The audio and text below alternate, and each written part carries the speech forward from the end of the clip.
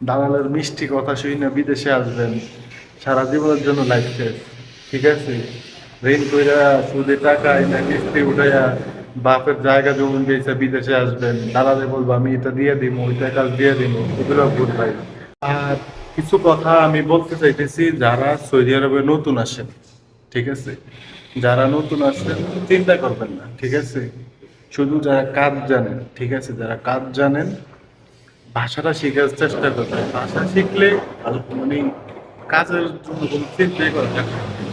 যদি ভাষাটা জানেন, আর ভাষা যদি না জানেন কাজ ধরতে বা করতে সমস্যা হয়ে যাবে। ঠিক আছে, যেমন আমি ফার্স্ট টাইম থেকে ইয়ামানি, সুদানি, মাসরি ওদের সাথে কাজ করতেছি, তারপর দোকানদারি করছি, এখান থেকেও আরো আছে। ঠিক আছে, এই জন্য আরো মুখটা ঠিক করে হয়ে গেছে, তো নাম্বারটা সবার কাছে হয়ে গেছে। এই জন্য আলহামদুলিল্লাহ আমার প্রতিনিয়ত কাজ আছে। ঠিক আছে, সবসময় আমি কাজ করতে পারতেছি। যেমন এখানে আমি অনেকজনকে দেখি, ঠিক আছে, ওনারা কাজ করতে পারতেছে না, এমনিতে কিন্তু সৌদি আরবের অবস্থা খারাপ। যারা কাজ করে তারা করে, আর যারা পায় না তারা কাজ করতে পারে না। ঠিক আছে, নতুন আনে ওই দালালে বলে এটা দিব ওটা দিব, এগুলা ভুল ভাই। যারা এইসব কথা বলে না, দালাল নিয়ে কিছু কথা বলি, দালালরা বলে এই কোম্পানিতে ঢুকিয়ে দিব, ওই কোম্পানি, কোম্পানি কোনো দালালের বাপের না। ঠিক আছে, কোম্পানি কোনো দালালের বাপের না যে এই কাজ দিয়ে দেবে, আপনার কপালে। ঠিক আছে, আপনার নসিবে যা আছে তা হবে। দালালের মিষ্টি কথা শুনে বিদেশে আসবেন, সারা জীবনের জন্য লাইফ শেষ। ঠিক আছে, ঋণ কইরা সুদে টাকা এনে কিস্তি উঠাইয়া বাপের জায়গা জমি বেচে বিদেশে আসবেন, দালালে বলবো আমি এটা দিয়ে দিব, ওইটা কাজ দিয়ে দিব, এগুলো ভুল ভাই।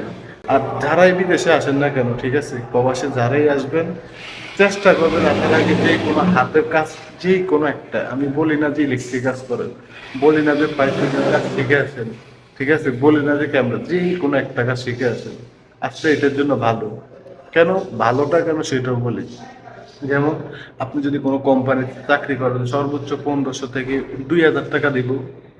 ঠিক আছে, এর ভিতরে আপনার খাওয়া খাওয়া আপনারই আছে। আর যদি কোনো কাজ শিখে আসেন, ঠিক আছে, আলহামদুলিল্লাহ, মানে কত টাকা আসবো মাসে সেটা আর বলবো না, কাজ শিখে আসলে আলহামদুলিল্লাহ।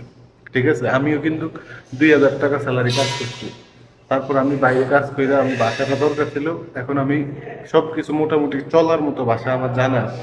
ঠিক আছে, এই জন্য আমি এখন বাইরে কাজ করতেছি।